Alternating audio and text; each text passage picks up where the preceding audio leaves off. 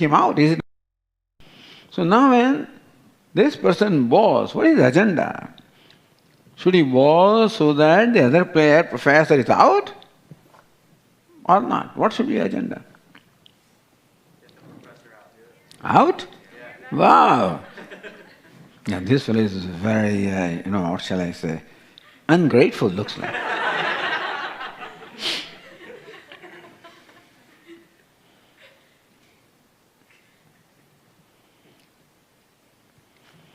What he says is right, but let me tell you why what he says is right. That when you are in a cricket field, the relation is not professor and student, it is play one person, one team of other team. Suppose these two sisters, what is Serena Williams and? Venus. Venus Williams. Suppose they are playing with each other. Oh, my younger sister, my eldest. Is that how they will play? No? Yeah.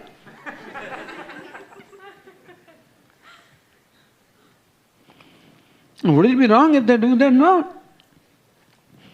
Because relationships apply when you are at home. Relationships do not apply when you are in the playing field. Is it not so? Understand this. So also relationship, this is my guru, applies where? At home. Would it apply in battlefield? Is my cousin, my nephew, my grandfather? Would that relationship apply in battlefield? You think that a grandfather will come to kill his son, grandson? Would a guru come to field to kill his disciple? Have they come as guru and father? Have they come as guru and grandfather, or have they come as simply warriors whose agenda is to win the battle? In the battlefield, what's your agenda? To win the battle, is it not so? In the play field, your agenda is to win the game. Here also, what's your agenda? Arjuna must have come with what agenda? Not that agenda, that I want to win the battle.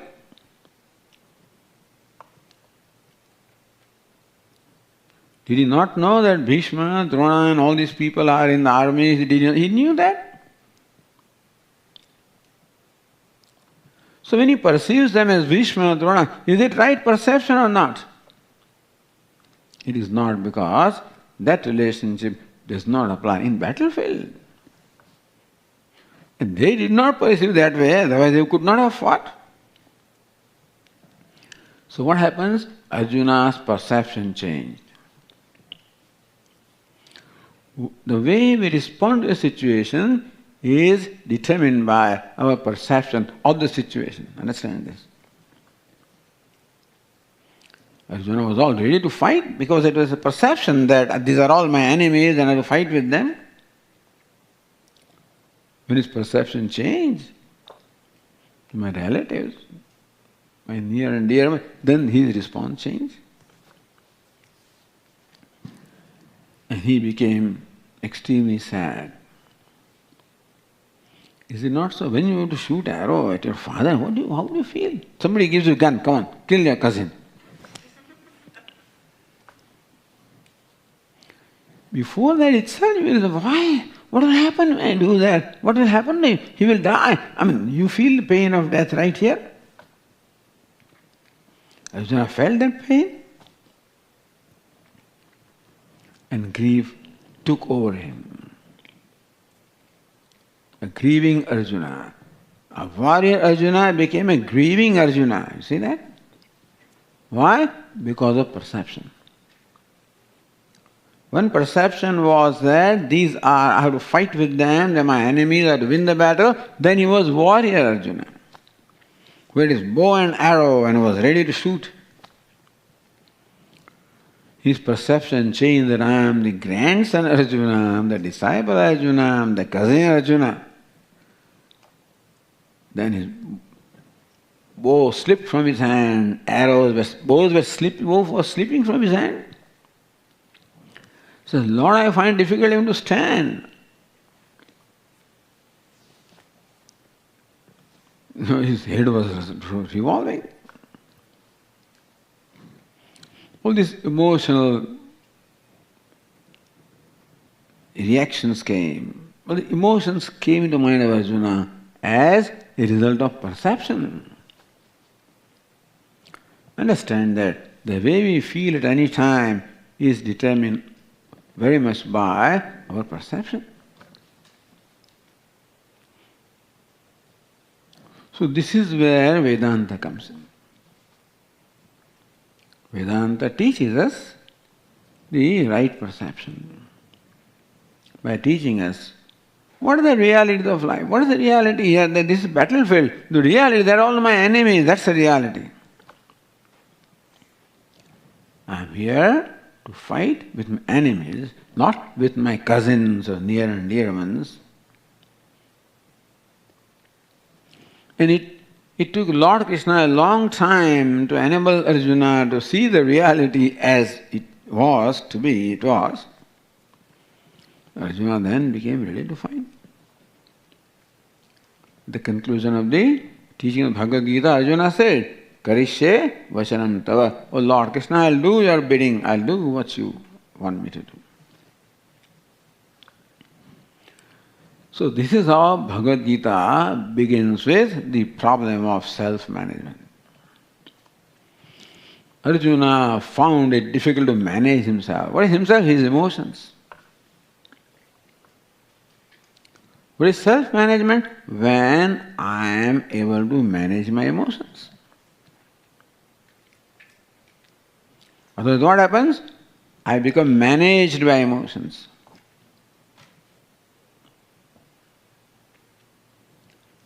So self-management is managing my emotions, managing my mind, managing my thoughts, managing my ambitions, managing my aspirations.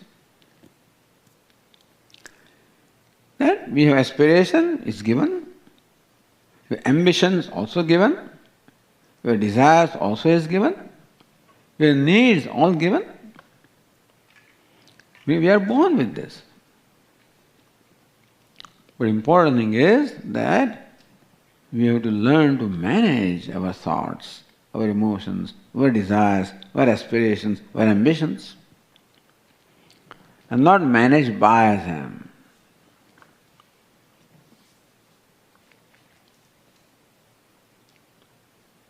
Arjuna was managed by his emotions. And that's why his mind was filled with grief and he was grieving Arjuna, incapable of doing anything. Even though he was one of the greatest warriors of his time, some people feel that Arjuna wanted to give up the fighting because he was afraid. He was not afraid. Fear was not his problem. Lack of skill was not his problem. How to fight? Lord Krishna didn't have to teach him that. His problem was his own emotions. And so the whole teaching of Bhagavad Gita, you can say, is the teaching of self-management. As a result of that teaching, Arjuna could say, yes, Lord, I have no difficulty. Now I am doing what is required to be done.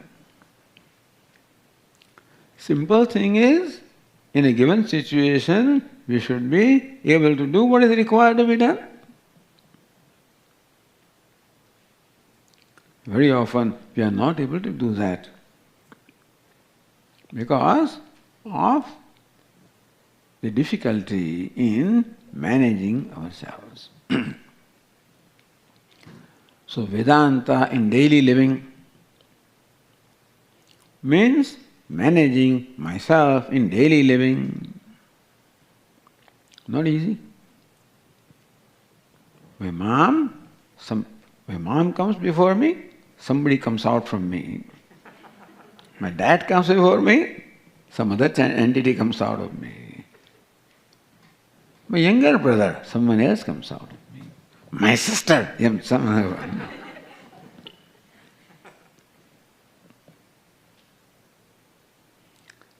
And therefore, who interacts, who responds? You can say, there are so many eyes, so many self within me, that every time different entity seems to respond to the situation. Is not so? Not that there is nothing any right or wrong about that. But that entity that responds should be able to determine what he or she wants to do, and not that something else determines what he or she does. That's all. Not some inner compulsion, some inner pressure determine what we do very often. And then very often we regret what we did also. I wish I didn't say that, I wish I didn't do that.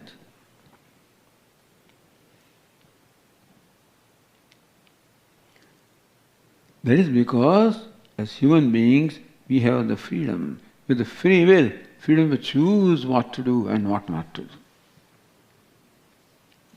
We have, as human beings, free will. What is free will?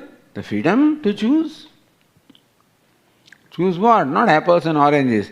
Choose what to do and what not to do.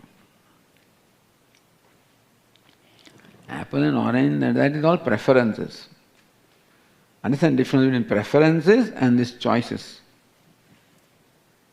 So preference, of course, everybody can have and is welcome to have as long as situation allows you. You come to Gurukulam and Swami, so when am I going to have my omelette? Now that you cannot get here.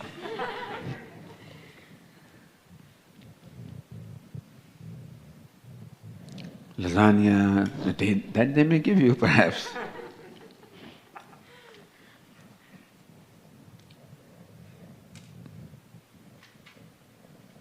But things are not always available that we like, we prefer. So preferences are one thing. The freedom to choose, freedom to decide what I should do is another thing. And this is where distinguishes a human being from all other living beings, because other creatures do not have that freedom.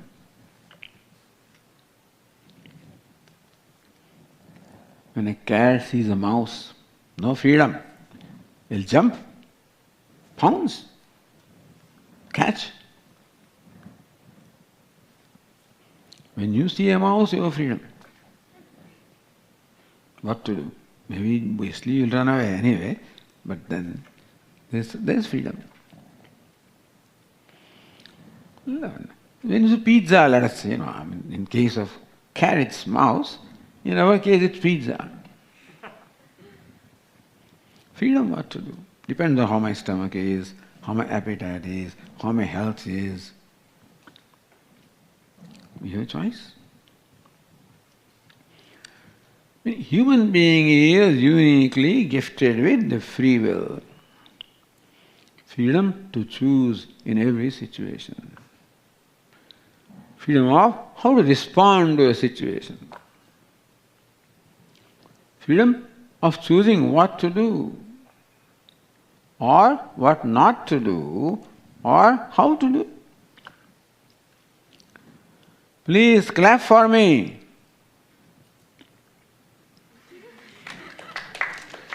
These fellows are most disobedient fellows, Somebody as an afterthought did something,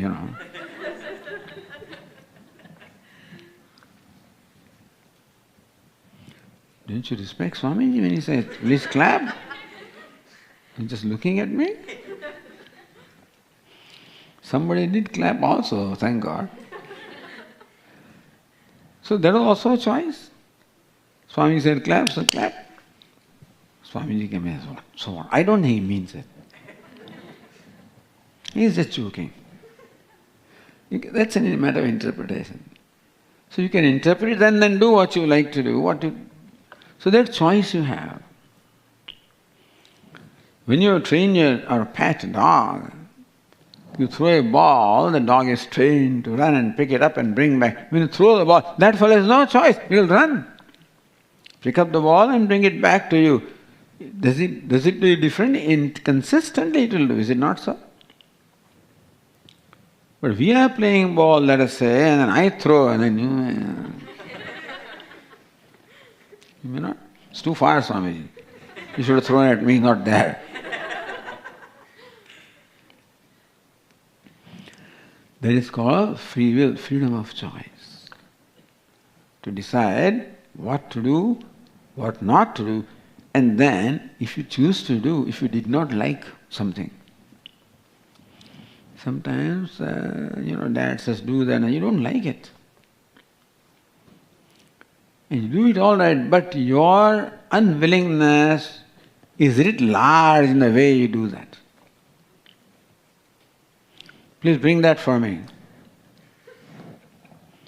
And suppose you decide to bring that also this way. It took 15 minutes. I said, come on! So, having decided to do how to do also is what we decide. And that is very important. We can see people, the way they conduct themselves is very clear what they mean. Whether they like you, don't like you, approve of you, don't approve of you, is very clear. Not in the dark. That's our choice. That's the freedom that we have. And when there is freedom, there should be what? The counterpart of freedom is what? Responsibility. Freedom becomes a blessing when freedom is used with responsibility. The same freedom can become a curse when it is not exercised in a responsible manner. Anything in the world can become a blessing when we relate to it properly. Anything can become a curse when we relate to it in improper way. Wealth is a great blessing. When it's the hands of a cultured, a mature person, it's a great blessing. Same wealth can become a curse when it goes to an immature person.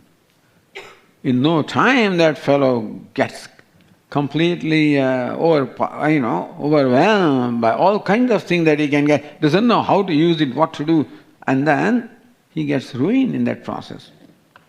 Can be. So this is a very interesting situation, dilemma you can say in our life,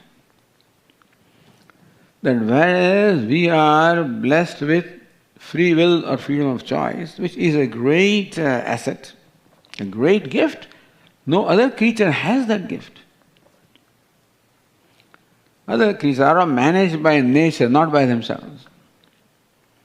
A cat doesn't make a choice when it sees mouse, its nature makes a choice. And therefore eating, drinking, procreating, protecting themselves, these are basic instincts, and that is what governs their life. We also have those instincts, but we have something much more than that. Certainly, ahara, nidra, bhaya, maithuram, we also have hunger, thirst, biological needs, we have them. But we have something much more than what animals have. You know what we have? What do we have that they do not have? We also have need for appeasing hunger, thirst, appeasing other needs. We have that. Protecting ourselves. But there's something that human beings are unique, which other creatures do not have.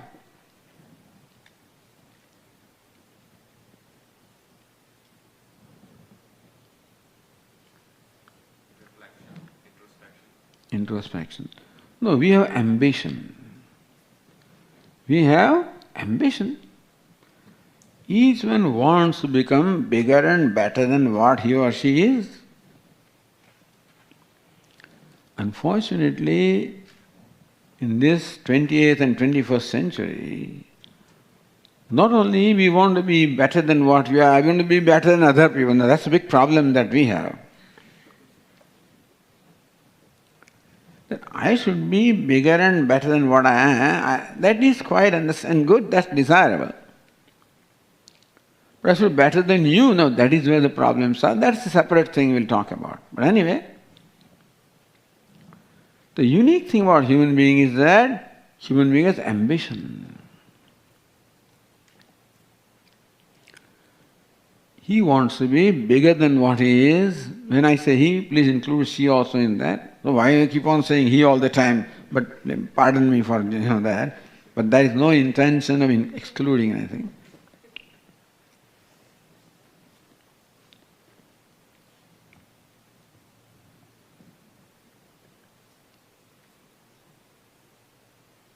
So this innate urge also is given to us. That we want to be bigger than what we are, better than what we are, stronger than what we are, more powerful than what we are, more prosperous than what we are, more successful than what we are. This urge also is given to us. In simple terms, we call it desire. This word you must have heard, desire. Other creatures have desire. They also want to live and not die. They also want to appease their hunger and not stay hungry. So this basic desire of survival, etc. is everywhere. But we are much more than that. I want to be bigger and better than what I am. I want to be happier than what I am. I want to be greater than what I am. There is something unique to human being. And that is the reason why human being has made such great progress which no other creature has made. The sparrows have been building nests for centuries, isn't it? Have you seen any change in them? No architects in sparrows. And cows are eating grass for what, centuries? Hey, you ever occurred to cow? Maybe you can cook the grass. You can spice the grass, make it more delicious. Never occurs to them. Isn't it interesting? Look at this change that we have brought in our life. All this is because a constant urge to improve things, to make them better than what we are. Why so? Because we are not satisfied with the way things are, basically. When does this desire to change things come? When we are not satisfied with the way things are at present.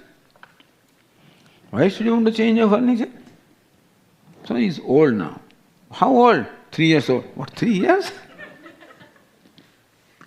My car is old, 2.5 years. In India, people use that 25 years and 30 years. And we don't change our curtains for 10 years. It doesn't matter because there are resources.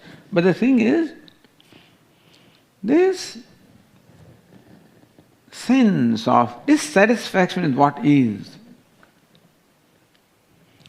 And more than that, this satisfaction with what I am is other things. Am is myself. Dissatisfaction with what I am is a primary sense or feeling in the human being. Not being satisfied with what I am. Not satisfied with my education, not satisfied with my salary, not satisfied with millions of things, my height, weight, this, that, and so forth. Self-dissatisfaction, put it this way. Dissatisfaction with myself. No, this is given. We are born with that. I'm not suggesting that you should be, but this is what it is. And that's a motive force which impels us to do things. Why do you work out? Why do you go to gym? Why do you go to sports field? Why do you do many things? Why do you watch your diet, etc.? Why? Just to improve myself. To be healthier than what I am, stronger than what I am.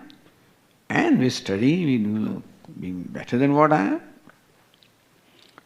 This urge to be better than what I am presently, bigger than what I am, stronger than what I am, more powerful than what I am, and so on and so forth, is given, is built into us.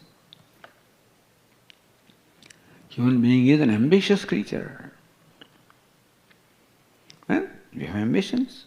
And of course the world provides us many means to fulfill our ambitions, which is great. That's called progress. Maybe 500 years ago, we had very few things to fulfill the ambition, even 100 years ago. And now that we are developing, the human being himself is developing means of fulfilling his greater and greater ambitions, which is great. But these ambitions arise generally from a sense of self-dissatisfaction. That is important. And that sense of self-dissatisfaction will result into being dissatisfied with the color of my skin, beginning from there, with my height, with my weight, this, that, my body, my mind, my understanding, my knowledge, my learning, my wealth, my command, my ability to command and control. In all these aspects, I'm always conscious of myself. This is also called self-consciousness. That's the other uniqueness that we have, is self-consciousness. I am constantly conscious of myself. So several things we say. Number one, we have the free will, the freedom to choose what to do, what not to do, how to do. Number two, that we have this self-dissatisfaction with which we are born.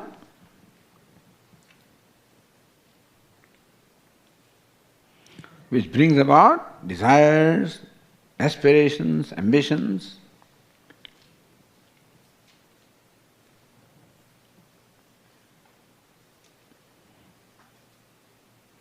So these are some uniqueness about us as human beings.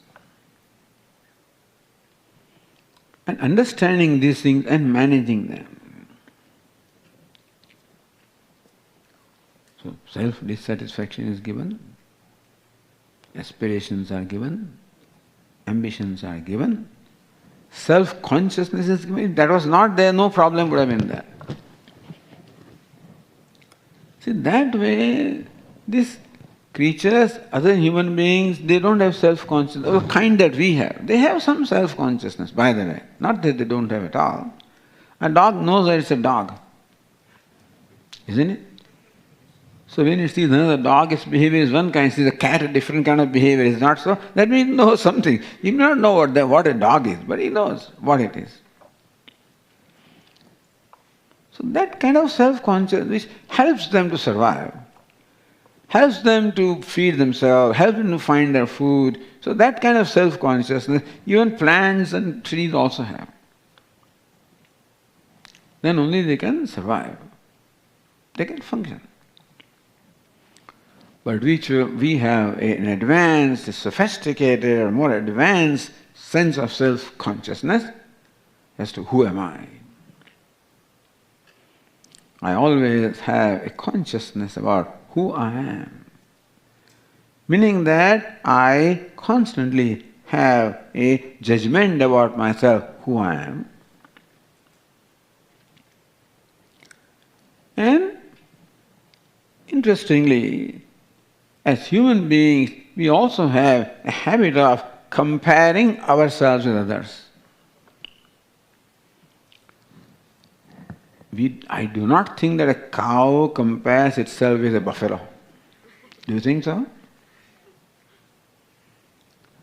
Because in India, who is worshipped, a cow or buffalo? Who is worshipped? And who gives more milk, Buffalo gives many times more milk than cow gives. Who is more useful? Buffalo. Who is worshipped more? Now how would you feel? Look at my contribution, look at what I get in return. You would have revolted. I refuse, but I am buffalo, I refuse to give my milk. It doesn't do that. Because it has no comparison, no complexes are there. That I am black, look at this cow is white. I'm fat, ugly looking, look at cow is slim, good looking. It has beautiful horns, I have some funny things.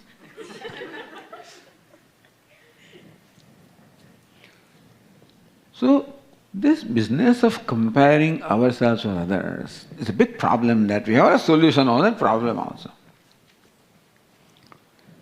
Because after comparing myself with others, then I make a judgment about myself, that's the problem. After comparing myself with others, I make a judgment about myself. Is it not so? That person is more fair than I am. That one is taller than I am, more good looking than I am, or not as good looking as I am.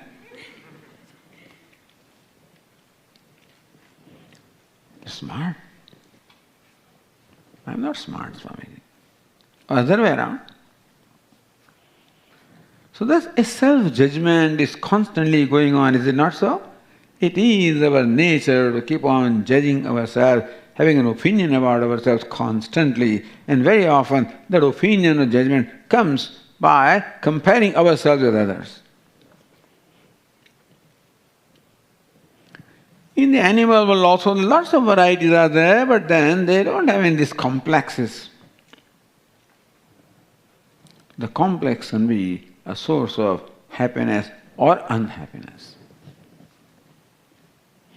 More unhappiness than happiness. Complex means a self-judgment. Judgment about myself, arising from looking at myself, arising from comparing myself with others.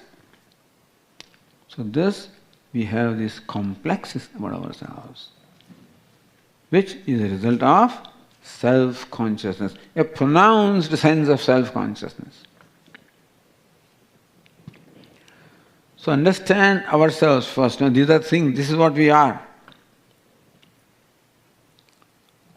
Means I am interacting, this is a bundle of various things that I am. It's a wonderful thing also, but lots of assets are given to us, lot of gifts are given to us. But they become asset, a blessing when we manage them well, and they can become a curse if we do not manage it properly. Anything in the world can become a blessing or a curse. It's a two-edged sword, everything. When poison also, properly managed, can become a means of curing the disease. And they say that even ambrosia also, if overconsumed, can perhaps hurt you. This sense of proportion is very natural or instinctive for other creatures.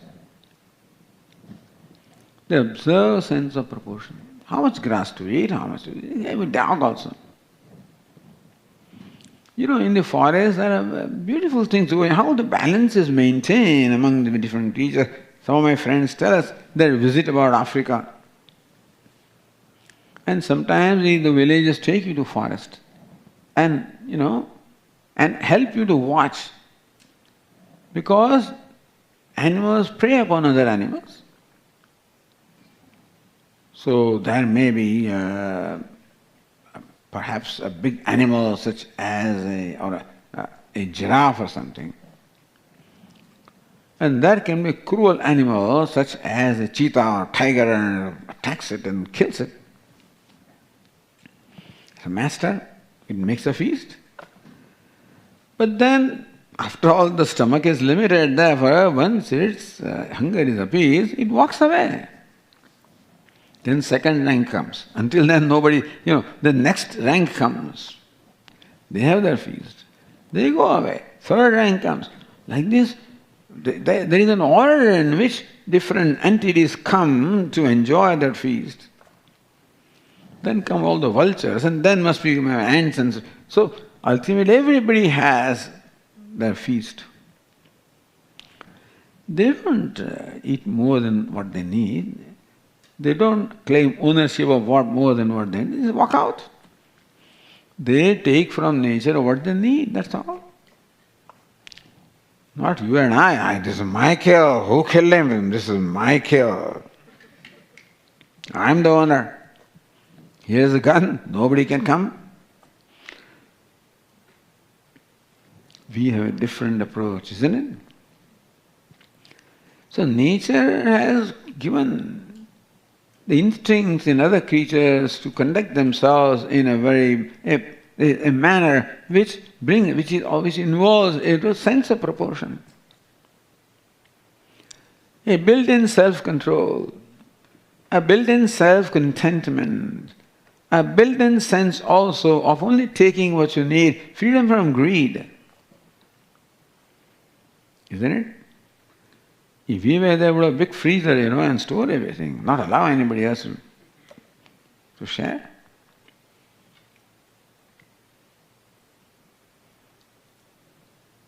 But we have greed. We want more than what, because self-dissatisfaction. Not satisfied with what I am, not satisfied with what I have. Is a great gift. It can be an asset if properly managed, can be a curse if not managed. It can be a means of my happiness if properly managed. It can be a means of my misery if I not properly managed. So understand that if you are happy, it is we who have managed ourselves properly to become happy. And if you are unhappy, we should know that we also have a share in creating unhappiness for ourselves. Although I'm sure we blame many others and other entities for my unhappiness. My mom, my dad, my brother, my friend, my ex-wife, my boss, my colleague, etc. There are many people who we think have contributed to our unhappiness. Maybe they may have. We should know that the greatest contributor in our happiness is myself, and the greatest contributor in unhappiness is also myself. I shouldn't say others don't contribute. I say greater contributor I am. Unless I contribute, others cannot make me unhappy.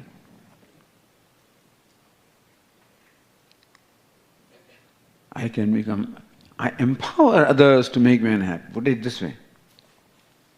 If I do not empower the world cannot make me unhappy. No, it's a difficult thing, but that is ideally it is possible.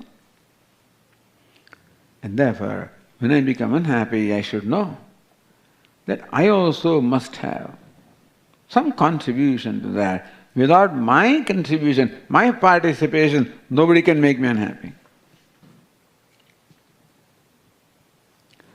Would the other thing be true? That nobody can make me happy? Or I cannot become happy without others? I can become happy without others. I can be unhappy also without others. I can become happy without others. And that's the part that Vedanta focuses upon. So this is how Vedanta analyzes our personality, analyzes us, who I am. And clearer we have the understanding of ourselves, clearer we know how to conduct ourselves, how to negotiate in our life, how to successfully negotiate in our life. And success means happiness. How to happily negotiate, how to create happiness for ourselves. And that's basically what we want, that every creature wants to be happy. And nobody wants to be unhappy. That also is natural. And therefore, how can I make myself happy? And how can I refrain from creating unhappiness for myself. How can I conduct myself to make myself happy? And how to refrain from making myself unhappy? That would be daily living. So Vedanta in daily living. This is the background of what will continue in our discussion. Om. Om Purnamadah Purnamidam Purnat Purnamudachyate Purnasya Purnamadaya Purnameva Vasishyate. Om Shanti Shanti Shanti. Hari Om. Shri Gurubhyo Namaha. Hari Om.